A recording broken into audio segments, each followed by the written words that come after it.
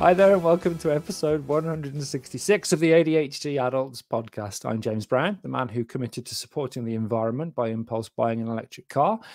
And I'm joined as usual by Dr. Alex Connor, who likes to control his environment with a complicated system of lures and traps. And of course, we're joined by Mrs. AuDHD, who thought this was an episode about climate change. Alex, hi. Environmental triggers, more like it. That's a very clever joke. Thank you, Sam. Appreciate it. You know, we can take another 3-month break. Environmental. Very quickly, based on that hello alone. Right? How are you both, Mrs. AuDHD first? I don't know. How about you? No. Alex? I'm excellent, thank you, mate. Yeah, very good. Been happy to be back. We've may or may not have restarted our podcast in the summer holidays, which is genuinely famously the least effective time to get podcast listeners, and yet one of whom has sent us a letter. No. They have. It's fun. And I'm just going to check. It's from a Robert James from Kidderminster. No. And it says, I'm going to read it out. It says, I listened to your episode on genetics of ADHD. And did you know that James is already a genetic chimera of a human and a bat and an Eeyore from Winnie the Pooh and a Jedward? I didn't know that, but it makes actually a lot of sense. Did you used to watch that program, Chimera? What's it called, Chimera? I watched it with Jedward in. No, it was before they were born. Was it when they stitched Winnie the Pooh to Eeyore in a human centipede way? No, it wasn't that. I've had a real letter. Can I read it out? Please do, yeah. No. Thank you. It's from Gus. He says, hi, I'm Gus from Sydney, Australia. Oh, hiya, Gus. I do give permission for you to read out my name. Thank fuck for that. Just said it twice. I don't give permission for Alex or anyone else to do a bad Australian accent ever. I do give him permission to read out my letter in a Brummie accent because it's well funny. Yeah. This drunken afternoon on the couch listening to Sam Smith songs while having a cry wank of a podcast, it says here, has been a source of great joy and learning. I've really enjoyed the humour and candour. None of the whole, I've said it like that on purpose, so no, sorry guys. None of the whole ADHD is my superpower and it enables me to achieve complete self-actualization and be my true, authentic self. BS. Bugging me sideways with a spoon. Just get your hand off it. Not everything has to be positive. Although I maintain it's positive, it's just true. My journey is similar to a lot of folks in your community. I'm 45. I didn't get an immediate diagnosis from the psychiatrist, but they suggested I get further evaluation from a psychologist. Naturally, I assumed I was just a hot mess of a human being and didn't bother following up until 6 months later when somebody else who seemed reasonably well put together mentioned that they were recently diagnosed with ADHD. Thanks again for everything you do. It's really meant a lot to me and made a big difference in my life. Gus. Thank you, Gus. Thank you, Gus. We should have put that one in the superpowers script. Yeah, that's true. Yeah, I didn't think it's annoying, but he's done a better something of a podcast of the one I'm about to do. But anyway, I've stolen it. Yes, as usual, this Michael Gove's come face of a podcast is a tragedy in 3 parts. We choose a theme. Last time around, we talked about the genetics of ADHD as the first part of this triple fister, and we're following this with the environmental triggers that work alongside our genetics to cause ADHD. Thanks to Chiara for suggesting this topic. The 3 parts include the... Hang on a minute. Have we done the 2 Princes by the Spin Doctors of Evidence? No, that's a before? good song. That's a good song. How can that be? It's not. It's objectively dog shit. Anyway, the 3 parts include the 2 Princes by the Spin Doctors. Go ahead now. Alex the Psycho, Education Monkey. Hello. Talking about the evidence about the topic. In part 2, we'll give our personal reflections, do a bit of Gabby Loganing on environmental triggers that can contribute towards the development of ADHD. And then we'll answer some of the questions you've sent in the final sections, which I think we're now actually calling questions with Gabby Logan until she sues us. So, Alex, carry on. Carry on. All right. ADHD is, and we've said this, is it 1 billion times now, James? I think it's 1 billion times. A complex neurodevelopmental disorder. And the genetics plays a big part in that. We know that. But ADHD isn't, and probably ever entirely purely genetic, or might be. It's a tricky one. For most people, there may be an environmental trigger needed to lubricate, as James says, the genetic mutations that predispose us to ADHD in causing the brain to develop differently. We don't definitely know that, but some people think that there is an environmental trigger. The associations between environmental triggers and the onset of ADHD have got support in the scientific literature, but only a few for an actual causal role of environmental triggers and ADHD. For most, that is a correlation. Correlations are statistical methods that describe how much two factors come together and are seen together and change together. So the correlative factors indicate the strength and direction of a relationship between two variables.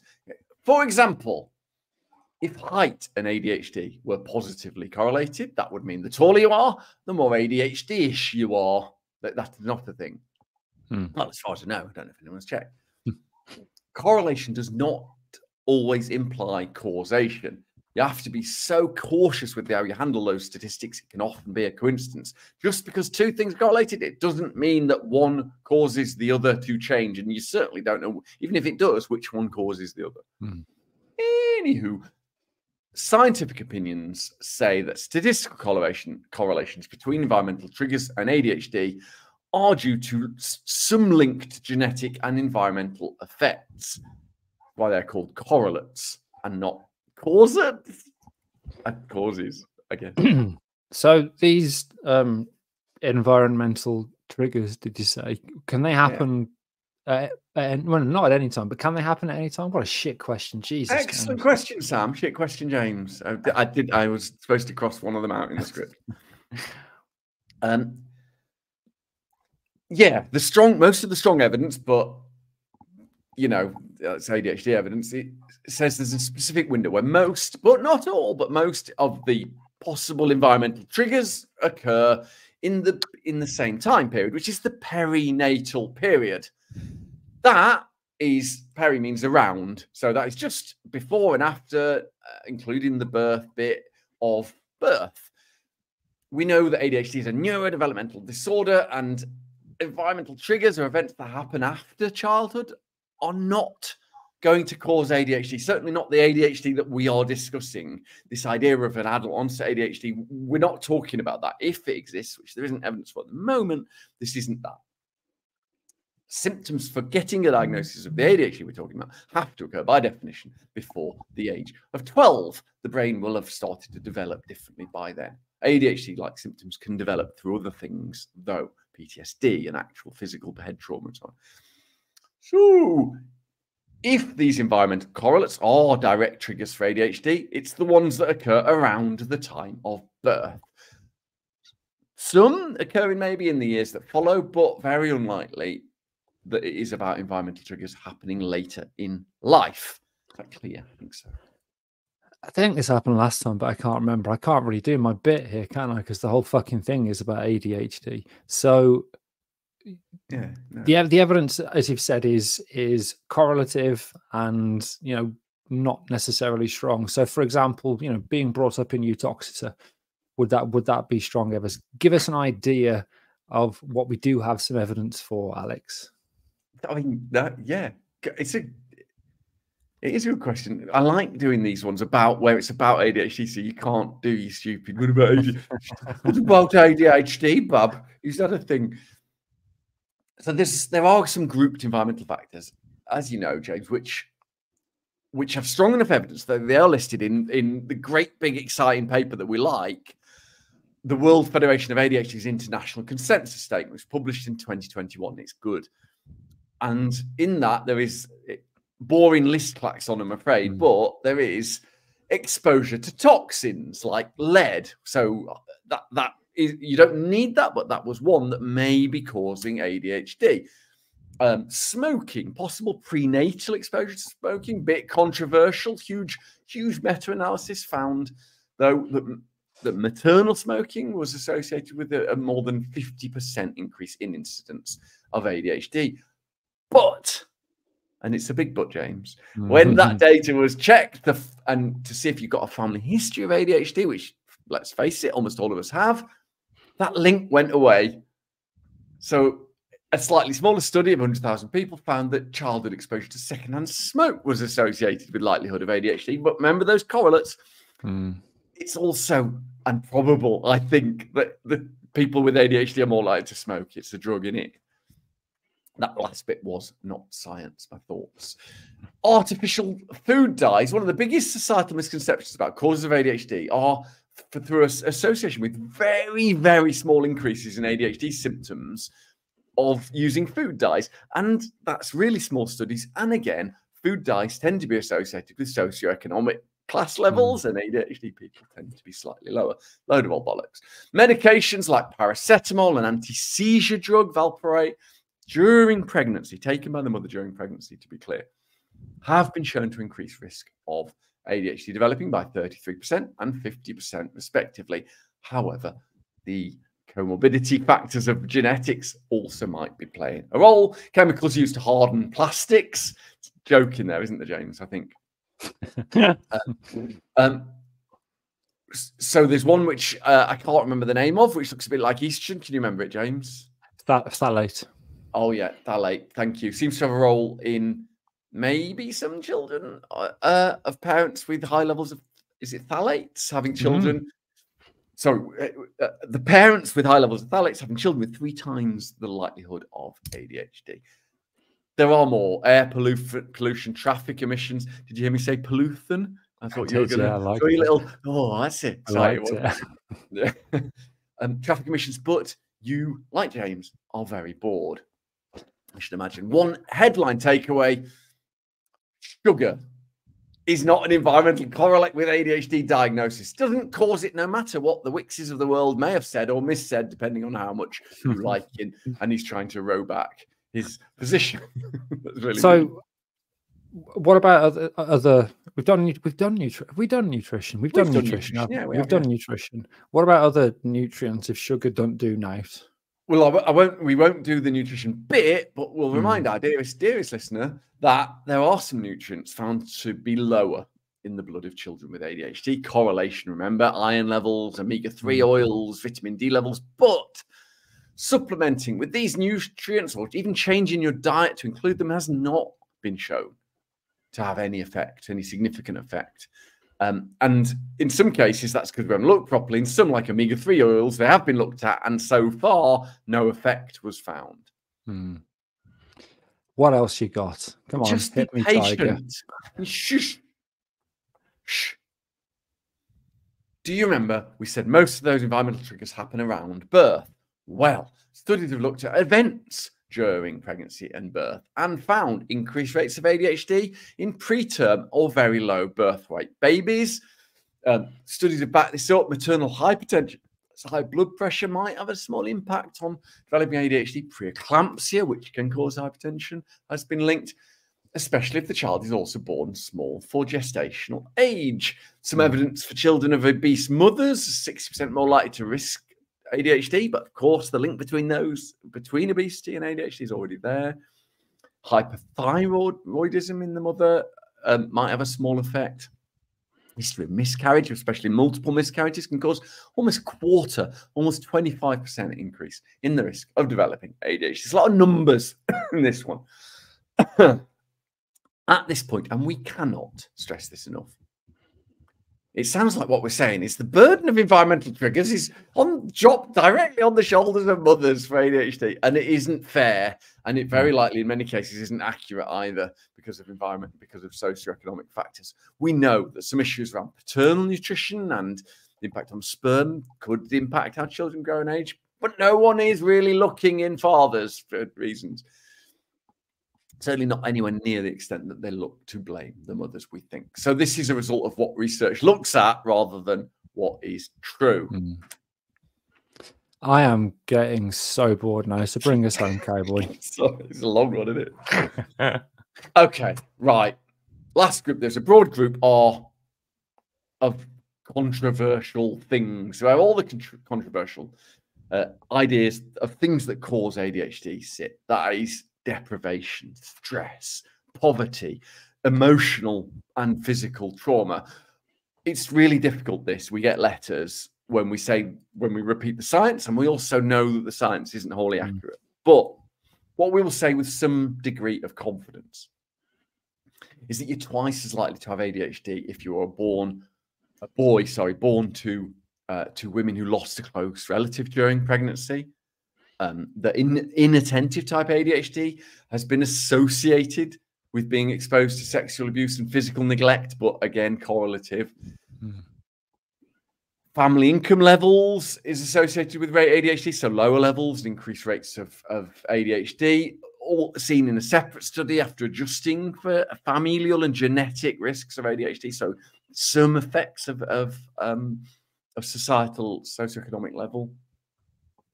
So linked to all of this, out of home care, social class, paternal criminality, maternal mental health disorders, severe maternal discord are moderately to strongly predictive of ADHD. That's all you can say. But lower parental attainment in education and employment, death in the family, paternal substance abuse, criminality, psychiatric disorders, all of these are correlated with an increased risk or likelihood of ADHD. Interestingly, greater family cohesion, community support decrease the risk of getting ADHD. And I'm not a big fan of the environmental causes of ADHD, but these results do seem pretty compelling. Just before you rush me off, James, just as we had to warn you that having a mutation in genes doesn't mean you will end up having that health condition or disease. Being exposed to these early life environmental triggers does not mean you will have ADHD. And we don't even know if it causes ADHD at all, when we know that multiple genes does. And if none of those environmental factors resonates with you, it doesn't mean you don't have ADHD. There is so much we don't know. One of the big problems with these large population-based studies is that it's pretty much impossible to exclude other confounding variables or things that happen early in life as being involved. Wow, that was boring. So sorry, but I think probably important. Well, let's see if we can make part 2 even more boring with personal reflections on environmental triggers. It's a challenge, but we're up to it. See you in part 2. Alex, hi. Aight. What's up? Hello, Governor. Welcome back to episode 166 of the ADHD Adults. We're talking as part 2 of our double header, James. Triple fister, Alex. Triple fister. Imagine three fists. Wow. Yeah. I can imagine that. Like a boxing match. We're talking about the causes of ADHD, and then the fourth one. We talked about genetics in the first episode. In this episode, we're talking about the potential environmental triggers of ADHD. And we're doing personal reflections, which is going to get interesting as we were born in a time when there was no health and safety. Right. Who wants to start? James, have you got any reflections on environmental triggers? It's a good question. I suppose I've got some. The first thing that I would say is, and this is a question I think we've all been asked personally, we've all seen people get asked. I don't have, or I'm certainly not aware of any traumatic experiences as a child. So that's a trigger, which, again, we know there is evidence that it's associated with an increased risk, etc. I don't think that happened. You just don't remember them. Well, and this is the thing, actually, I have a poor childhood memory, but I mean, it was, we weren't poor, but it was happy-ish, and I'm pretty sure. I was told that. I don't actually think that. In case someone really brutalizes me, that was a joke. It wasn't. I know, but that's the thing is, I've heard people say that to you, not jokingly, that like it's a get out of jail free card to prove a biased opinion. Yeah. Some of the perinatal stuff that you mentioned was possibly present. So smoking stands out. It was a house where smoking happened. Me mostly when I was 2. But I messaged my mum to talk about this because I wasn't sure, because she quit later on in life, whether she smoked in and around pregnancy, and there was some smoke exposure there. So some of these things, when you look back, could have been there. The plastic stuff fascinates me because I used to do research on estrogen-like plastics, and they're in fucking everything. These molecules, and they can, these selective SERMs, they're called estrogen receptor modulators, can do a lot of things, as can chemicals in baby formula, particularly back when we were babies, when I was like the 17th century. The other stuff that you mentioned, particularly the stuff later on, again, nothing really sticks out. So no, we weren't in poverty. We weren't a wealthy family. Mum had a relatively well-paid job for a woman. Dad had a kind of a manual labouring job. I wasn't exposed to death until, other than kind of uncles and people who didn't really know, until Robert from Kidderminster passed away. So that kind of, wouldn't have happened to my family members or me. So there's nothing that really sticks out for me thinking about those environmental triggers. And it's such that the bit that I think it says in that World ADHD Federation consensus statement, which is really powerful, is we don't use the word environmental causes because the evidence isn't strong enough to say environmental causes. The evidence is strong enough to say genetic causes and environmental correlates. And that's, I think, the most important part of it, is that we probably all have a genetic predisposition, and we may encounter environmental factors which may contribute. But as you said, Alex, how do you, and I've done this, and I've done this in published papers where I've studied people and I've measured 20 different variables, and I've done the statistical tests to make up for the fact that there are multiple variables. But how many variables did I not measure because I didn't know they existed or didn't think they were relevant? How many of those variables are grouped because of poverty or because of poor diet or because of different factors? So it's a really difficult thing to find evidence for. But clearly, particularly when you think of the examples of sugar and food additives, which you'd like to think have been consigned to the 80s, in terms of people saying, well, giving kids sugar will give them ADHD. We know that still gets wheeled out. The trauma thing, it's a difficult thing to talk about, just because people who have had trauma may be listening, and I don't want to diminish their experience. But again, that is something that's probably talked about with more confidence in terms of it being a correlative factor than is necessary. What's clearly lacking is better research. And we keep on saying this, we keep on banging that drum. The research that's out there is often poor. The big studies are often population-based studies where all you're doing is measuring the difference between two groups, as opposed to, actually, it's going to be difficult to get ethics to try and give somebody ADHD in a randomized controlled trial. But we're dealing with the best evidence we've got. In terms of a tip, ding. I've got a difficult tip. Ding. But I think it comes back to accepting your ADHD, whatever the causes might be, and accepting that we all have our own lived experience. I may have said this before, I can't remember who I've stolen it from. You're the cake, not the ingredients. And therefore, you're the person that you are, your ADHD, if you have it, you have it. And maybe trying to dissect the reasons for it, if you want to, obviously fine, but it might not be helpful. Accepting your lived experience is your lived experience, though, and not projecting that onto other people, particularly when it comes to factors that can be very personal to you, but not the other person. That's the bigger of my two tips, Al. And that's accept that we are all diverse and we have different lived experiences, and to not force it on someone. Ding. That's not a ding. I know. That's not a ding. It's quite back. Positive. I like the positive message. It's almost like 3 months away from me every day is, I don't know, positive for you. I've forgotten everything I just said. Every single word I've just said. I can't remember any of it. Amazing. Mrs. AuDHD, any reflections on the environment, what you grew up in the Potteries? I can really identify with forgetting everything that you've just said. I do that all the time. Forget what you just said. Me too. Yes, I forget everything that everybody said, including myself. Yeah, I'm glad you explained that bit about, I've forgotten it now as well, when you said that, that you don't basically have to have any of these things to have ADHD. And even if you did, it doesn't mean that any of them actually caused it. So it all seems a bit vague and pointless, really. But the one thing I was going to say was, does it actually matter? Like, what will you gain from knowing what caused your ADHD? How is that going to enrich your life and change your life for the better? I don't think it would, even if you found out the cause. Do we need somebody to blame? I think we've just got to accept who we are and get on with it, haven't we, really? But I grew up in Stoke. We weren't rich. We grew up in, I suppose, not we weren't absolute dirt poor, but we were just above that, probably.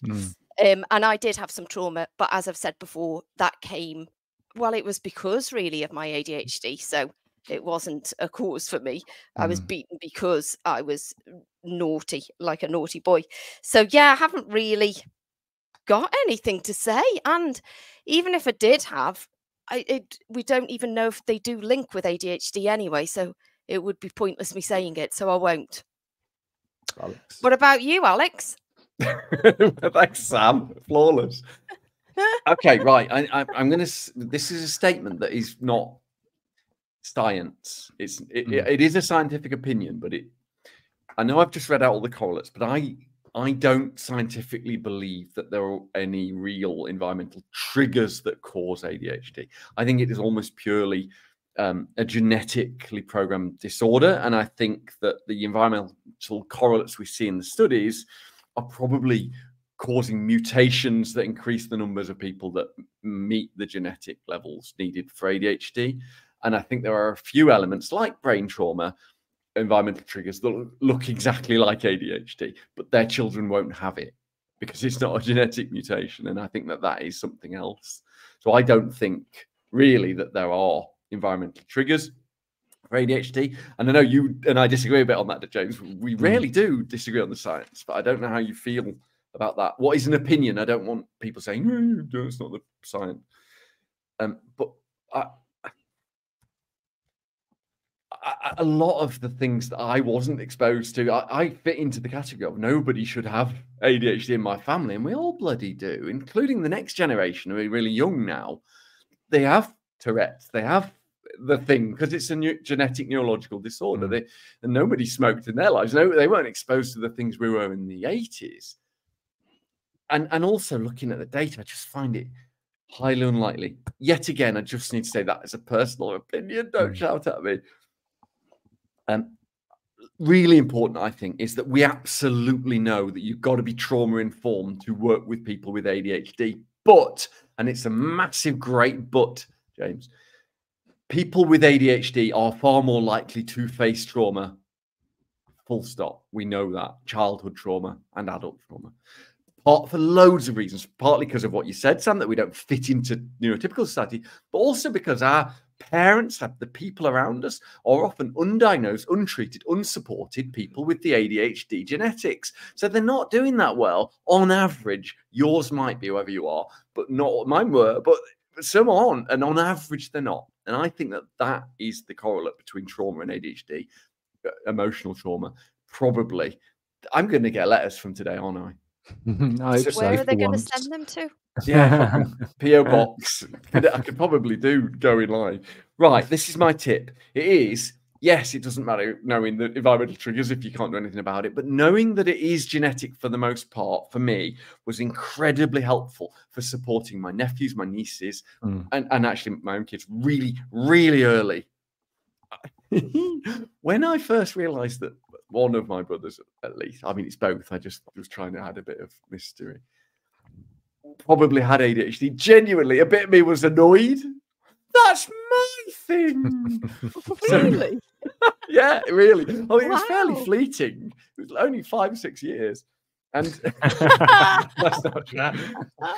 But actually seeing it in people around my family, the people I really love, and early on, and going into my kid's school and saying, what can we do early? And the teacher's going, right, if he needs to leave, he doesn't embarrass himself. He doesn't need to say, I'm leaving. He just get up and go and come back when he's ready. That would have saved me an incredible amount of pain these things, knowing it's genetic and knowing that I'm not being precious, there's a reason we've all seemed to have it. It's because it's genetic. Actually, I found that very, very helpful for accepting what I am, accepting why it seemed to be very rife in my family, because it is, and explaining a lot of the behaviors we had growing up that were, you know, they weren't normal. They were normal. They weren't typical. They weren't normal. It's so interesting that, because I was completely the opposite. I couldn't wait to tell all my family that they had ADHD, and all my friends. I wanted everybody to have ADHD like me, and they all have, but not all of them will accept it. I get annoyed, especially with, I won't say his real name, but Jules, my brother, who in some ways, some of his symptoms are clearly more extreme than mine, and that I genuinely get a bit jealous. Which I hate, but that is psychopathic, isn't it? Well, yeah, you are a psychopath. This is the first time I'm hearing this. I feel I should point out. Never been raised, has it? Quick time for a quick game, have we? No, Yeah. no. Yeah. Yes. Can I just double check? Because I've forgotten. Did I do the mouthwash one? Have I done the mouthwash one? Neither of us know, James. I think you have. I feel like I did, so I'm going to take that off the list. Yeah, Okay. I feel like you did. It's kind of semi-related. I'm going to do antiperspirant, Alex, in that I recently went shopping to buy some roll-on deodorant. I don't know why I prefer that, but I do. No, and because it looks like a small dildo, James. That's why. Probably, yeah. Well, yeah. You could probably peg someone with it if you shopped it onto it. Anyway, I bought a roll-on deodorant. I got home and I didn't treat it appropriately, Alex. With a sexual intent with this, but I didn't treat it appropriately. So what happened to it effectively? Did I as I was unpacking, throw it into the bin, taking it out of the bag, walk over to the bin, throw it in? I've done that myself a few times. Possible, yeah. Did I walk to the washing machine, open the washing machine, and throw it in there? Oh, that's plausible too. Mm. Is the next one the fridge? They're all plausible. No, the next one is I don't know. Oh, that's a good answer. Normally, I would say it must be that one because it's clever, but you love doing that, don't you? I've come up with the clever one. You probably came up with the answer first. You've been waiting till you put it in. Right, Ding. I think. Good thing. Thanks. I think. I don't think it was I don't know, because it's too clever and there's lots of things you don't know. You wouldn't remember to put them in the game. I don't think it's washing machine, because it's always full of your capes because you're Dracula. That's it. That's the joke. So you threw it in the bin immediately. I didn't know. I don't know where it is. I honestly don't know where it is. It's joined the trousers and the cup of tea that disappeared, and I don't. I've looked in every. Have you checked your bum? Obviously not.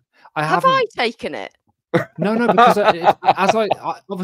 I do the shopping, because if I let Sam do the shopping, she comes home with £400 worth of sparkly, useless things and no food. So no, I unpacked the shopping because you were working, and as I unpacked it, because I bought two, one for you and one for me. As I unpacked it, there was just one there, and I know I pulled the two of them out of the bag, and then all of a sudden there's just one there. Ding! So fuck knows where it is. Anyway, that makes. I think that makes it 17-7. Now this is getting embarrassing now. And long may that continue. We will be back for questions with Gabby Logan in a bit. Ta-ta. Bye. No.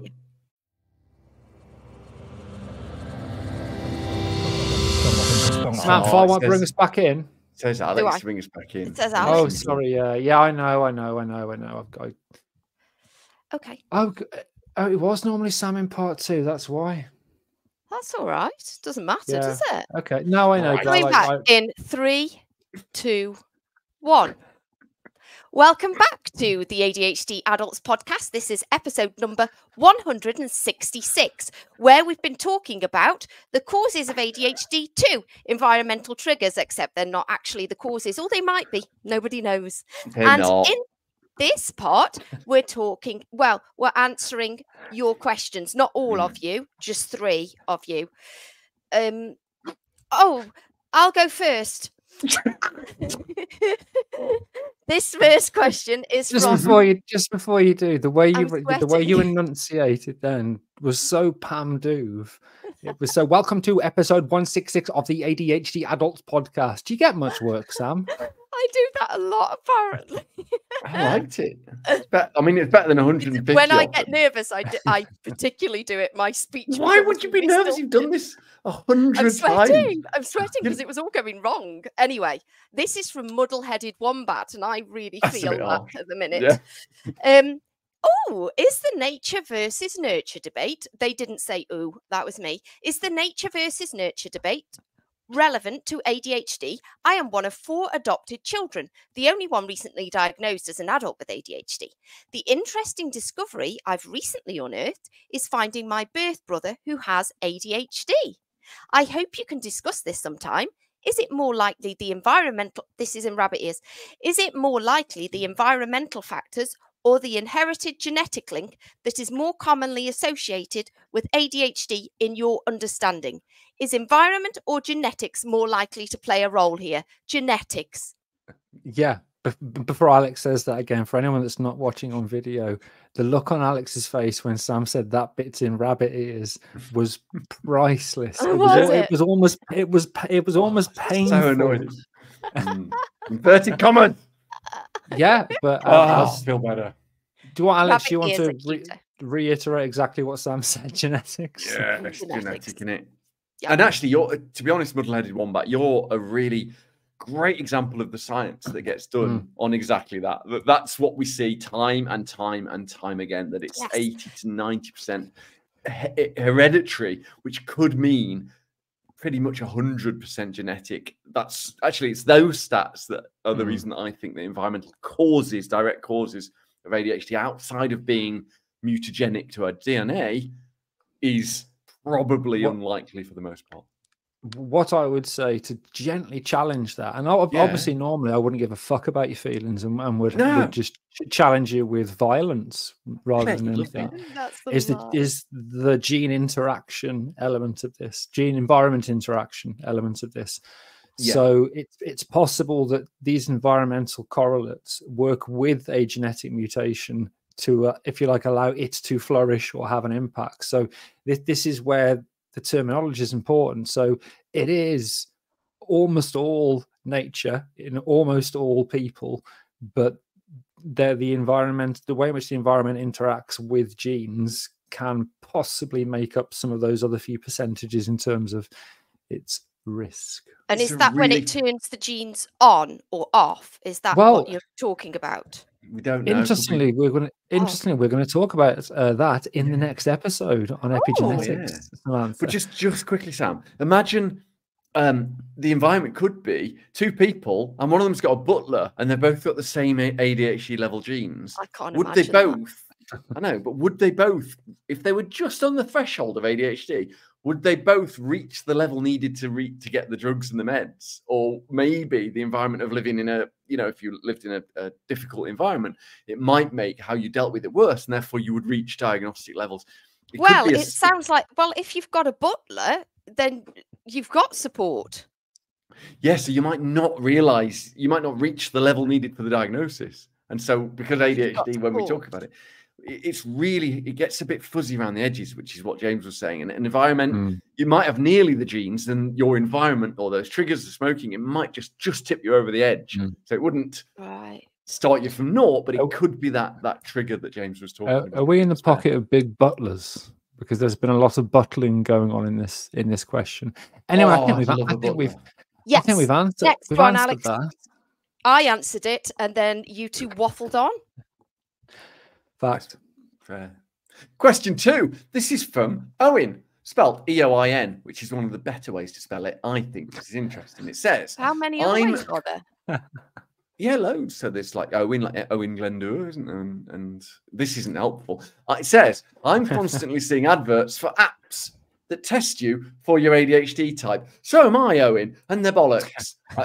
Spoiler. But I don't see any academic research when I went to Google it rather than paying for something. Is there any substance to this stuff? No, I haven't finished. I just thought I'd add that again. Numero dos. A guy on YouTube says, an ice bath can give me more dopamine than cocaine, but less enlightenment, I'm sure. he makes a statement such as it lasts for 6 hours or something versus cocaine at 15 minutes or something. Must have a word with my dealer. Any truth to this stuff? I think you know what we're going to say. Would this be a good solution for an ADHD person? I'm happy to take it. Anybody else? Sam, Well, people say that cold water does improve their symptoms for a short time. It can do, but that's not the same as saying that increases dopamine in the central nervous system for as long as it says. What we know is yeah, exactly. Cold water immersion does increase circulating chemicals and hormones in the blood, but because of the blood-brain barrier and the way in which it doesn't mean that what's in the blood reflects what the brain is bathed in, means A, it's unlikely, and B, no one's done a study where they've literally somehow measured the amounts of dopamine or its activity in the brain when someone's been in cold water immersion. And other neurotransmitters are available. So these studies aren't about neurotransmitters. It's just that dopamine in the blood and dopamine in the brain are both dopamine. They don't do measuring dopamine in the blood. It probably just wakes you up a little bit and makes you more alert. Having a nice bath. And wakefulness is partly dopamine. I didn't take my meds today, and my God, I forgot how sleepy I used to be because it's a stimulant, isn't it? That's so interesting. They make me sleepy. They do me later on. They make me. They allow me to have a normal sleep rhythm, not the same as making me sleepy. No, so when I first started taking them, I would notice that they were. I don't notice them kicking in, but I used to because I'd feel really, really sleepy.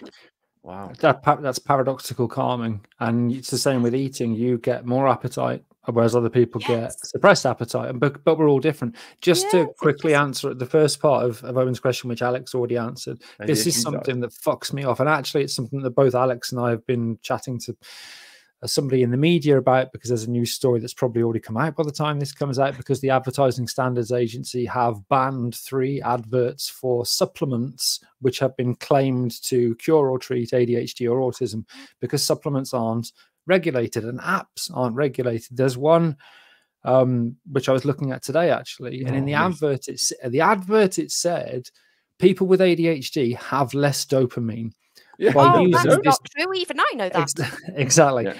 By taking our 1-minute test, you'll be able to find out what dopamine addiction you've got and how that manifests itself. And this is the problem.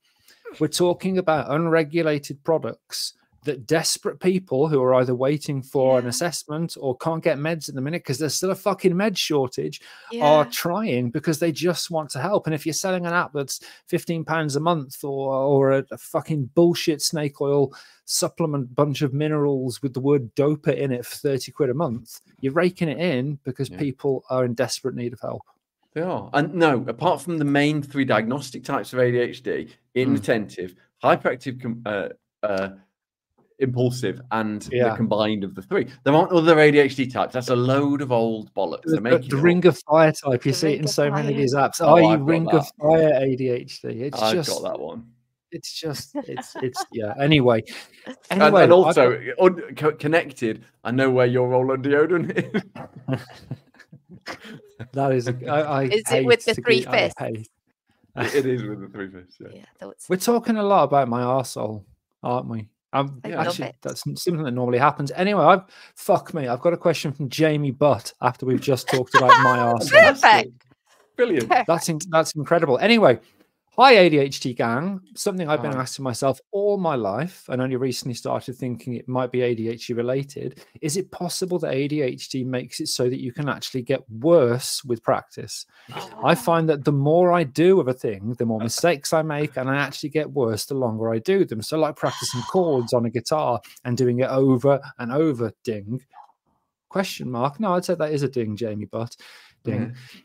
Is it possible my brain is getting distracted or bored and not wanting to focus on the thing anymore, thereby making me make more mistakes? So ADHD means practice does not make perfect. I only got diagnosed a couple of years ago at 47, but I have always had issues learning new skills and everyone telling me I just have to practice more, but they're never getting better and actually finding that I can get worse. I just thought I was shitty at everything, so gave up trying. Any thoughts? My God, that's so interesting because I feel that too. And I don't know why.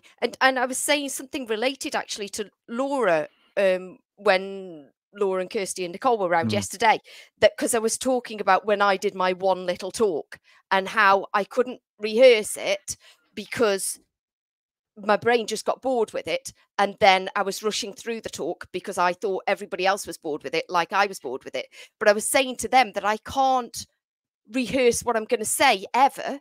Otherwise, I just know this is completely separate. What I'm talking about is completely different. No, it's not. It's similar, isn't it? No, you bang on. You bang on Jamie's bus. Yeah, you are. I don't think I am. But yes, I feel like that. I always get worse. And I can read through a document for mistakes over and over and over again, and I still don't see them. And we should get better, surely. So why is this? Right. So no, Jamie, not in general. It's not true about ADHD. However, and it's a big however. Yeah. Firstly, our metacognition is poor generally. So it might be, and I'm not telling you anything about you, it might be that thinking you make mistakes might not match up with an objective reality of if you looked at the number you were making. We don't improve, humans in general, we're not machines, as quickly as we might want to. It might be more of an impatience than a reality of mistakes. It might be that. However, for some people, and not for everyone, ADHD can be a problem with learning. It's not a learning disorder, but for some people, it can be a difficulty with learning. And usually that's because you're trying to learn like a normal person. No, not normal. We are normal. Like somebody within the neurotypical range.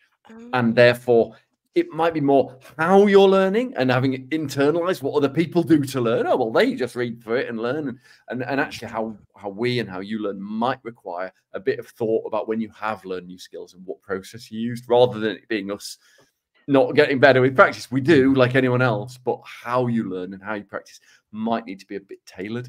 That's what I would answer. Yeah, I feel for me like it is I'm getting bored with it and I make more mistakes because I'm bored with it because I've been doing it over and over. So with my jewelry making, when I'm doing that and I'm learned the skills and I'm like, why am I not doing this? And I get impatient and rush through it and make mistakes because I'm bored with doing it. Just so I had my my half growth worth of information. Right. Let's have a look at your tuppence. I was trying to think of an old currency because obviously I'm a Dracula, etc. Yeah. But thank you for making me explain that and showing the fact that I'm not very good at thinking up funny things on the trot and that I have to write them in advance. As you used to tell me all the time, you're funnier in writing things than you are in person. Yeah. I think what you said, Sam, and I think Jamie has alluded to this a bit, that actually once something becomes less rewarding, it is possible that the focus on that thing can slip. And reward's important for these behaviors. So I wouldn't call myself a guitarist. I have many guitars and I occasionally write music. I cannot play the chords for that music as well as I can play the chords for songs that I love, because I have much more reward and an emotional relationship with the chords of the songs that I love. Even though I can kind of write chords and write a chord sequence, remembering how to play them, getting my fingers in the right place, ding, doesn't happen. And I think similarly with my talks, the reason that, Alex, I do talks. Your tiny little talks. Yeah, those little talks. Pathetic. The reason I change the slides before every talk is because if it's the same talk every time, you said that before. I'm just gonna. There's got to be some jeopardy for me to have that focus and intent. And whether this is related, I'm not sure. But I think it's a really interesting question, Jamie, that I think we've maybe a quarter answered in a ham-fisted way. Not even that. 10% answered. But still, timing Jamie, but after I talked about my arsehole, is about as good as this episode got. Okay. On that note, thankfully, it's the end of this episode, which was episode 166 of the ADHD Adults podcast, where we talked about the environmental insert thing here, trigger, correlates, nothingness, that's associated with the development of ADHD. If you're still listening, why? You can get in touch, send your questions, your letters, etc. on the website at www.theadhdadults.uk. We're going to let Sam monologue. See you soon. Bye-bye. Bye. Bye all. Trigger warning, klaxon. Klaxon. Klaxon. Klaxon. Klaxon. Big klaxon. No. Trigger warning, klaxon. Klaxon. Klaxon. So recently we were in Exeter for one of James's little talks and we were looking around the cathedral. I love all the buildings in Exeter. In fact, I love Exeter as a whole. But we were looking around the cathedral and James all of a sudden realised, he said, oh, I think I know why I prefer, he said, I prefer ruins to whole buildings. This is not what he said. I can't remember what he said. Because I think it's my imagination allows me to make up what the ruin used to be. So anyway, he was babbling on and in my head I just thought, brilliant, he fucking loves ruins. Note that down. So noted that down and then thought, right, I'll go and join English Heritage because then I can take him to see all the ruins in the country. And then it was only the other night that he said, by the way, when you said that you're joining English Heritage, can I just say it's not that I don't want to go and see ruins. And I said, but you love ruins. He said, no, I don't. I just prefer ruins to other buildings. Yeah. And he was saying, it's like I prefer this football team over that one. And I'm going, I don't know what you... So I said, so in future then, if you say something that you like, shall I just say, is this of note? And then I can note down whether it's of note. And he was going, no, I don't want you to say, is it of note? And he was getting all antsy about it. And it was, but I said, but you hardly ever say things that you like. So when you say something that you like, I'm going to note it down. And then I'm going to take you to see that thing. But apparently that was wrong. And I just don't know what to do with our time anymore.